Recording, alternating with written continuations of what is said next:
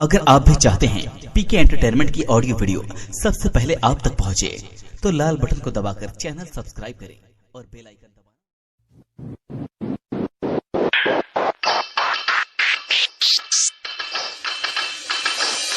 DJ Rajis चकिया भतार जाके सुतावे सौतीन के सेजी पर भतार जाके सुतावे सौतीन के सेजी पर लेबल ना मिलावे हमसे हो लेबल ना मिलावे हमसे टेबल चाहे मेज पर लेबल ना मिलावे हमसे टेबल चाहे मेज पर भतार जाके सुतावे सौतीन के सेजी पर भतार जाके सुतावे सौतीन के सेजी पर भतार जाके सुतावे सौतीन के सेजी पर DJ DJ DJ DJ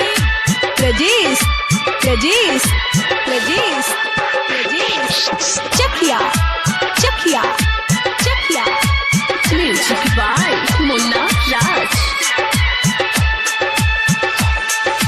DJ Rajis Chakiya हमारो बलमुआ का भैला छिना रहो हमारो बलमुआ हो हमारो बलमुआ का भैला छिना रहो भतार जाके सुतावे सौतीन के सेज पर भतार जाके सुतावे सौतीन के सेज पर भतार जाके सुतावे सौतीन के सेज पर डीजे डीजे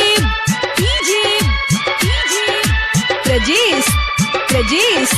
रजीस रजीस चकिया चकिया चकिया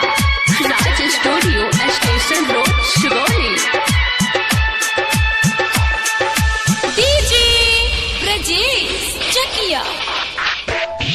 सोगही के दोगही में भी कावेले रात हो सोगही के दोगही में हो सोगही के दोगही में भी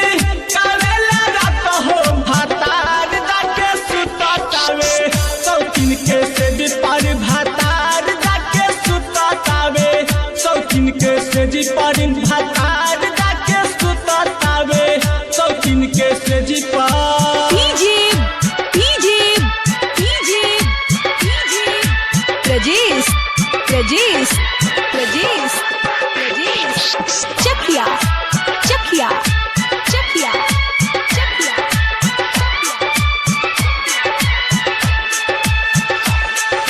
डीजे रजीस चकिया पिया राम कुमारी तू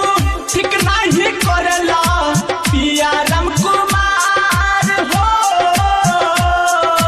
पिया राम कुमारी तू ठीक नहीं करला भतार जाके सुतावे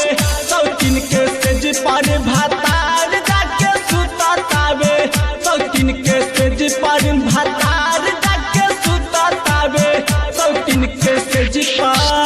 राज स्टूडियो स्टेशन रोड शिवोली।